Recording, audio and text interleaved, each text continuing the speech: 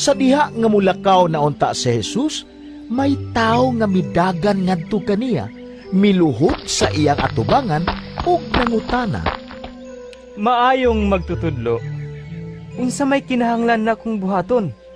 Aron madawat ko ang kinabuhing dayon. Nangutana si Jesus kaniya. Nganong miingon ka man nga ako maayo? Walay maayo gawas sa Dios. Nahibalo ka sa mga sugo. Ayaw pagpatay, ayaw panapaw, ayaw pangawat, ayaw pagbutang-butang, ayaw panglimbong. Tahura ang imong amahan ug inahan. Mitubag ang tao, Magtutudlo. Nagtuman ako ni ining tanang sugo. Sukad pa sa akong pagkabatanon. mitutok si Jesus kaniya, uban ang gugma, ug namulong. Usara ka butang ang kinahanglan nimong buhaton. Lakaw, ug ibaligya ang tanan mong katigayunan, ug ihatag ang halin ngadto sa mga kabus, ug maangkon mo ang mga bahandi sa langit. Unya, balik nganhi ug sunod kanako. Sa pagkadungog sa tao niini, naguol siya ug masulub o mibiya kang Jesus tungod kay dato man siya kaayo. Milingi si Jesus sa iya mga tinun-an ug miingon kanila. Lisod gayud alang sa mga dato ang pagsulod sa gingharian sa Dios. Nakurat ang mga tinun-an sa pagkabati nila niini. Apan mipadayon si Jesus pagsulti. Mga anak, lisod gayud ang pagsulod sa gingharian sa Dios.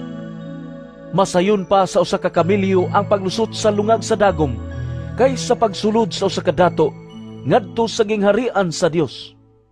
Nahibulong pag-ayo niini ang mga tinun-an ug nangutana sila kang Jesus.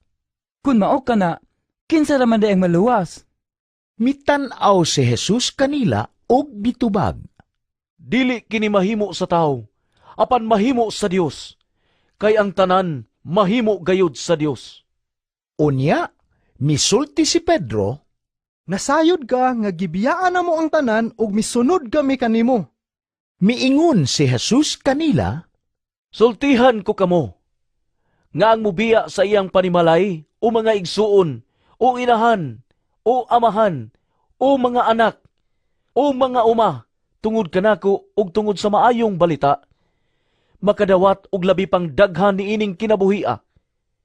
Makadawat siya ginatus ka mga balay, mga igsuon, mga inahan, mga anak ug mga uma, bisan tuod og lutuson siya. Ug sa umaabot nga panahon, makadawat siya sa kinabuhing dayon. Apan daghan sa naiuna karon, maulahi. Ug daghan sa naulahi, nga karon mahiuna.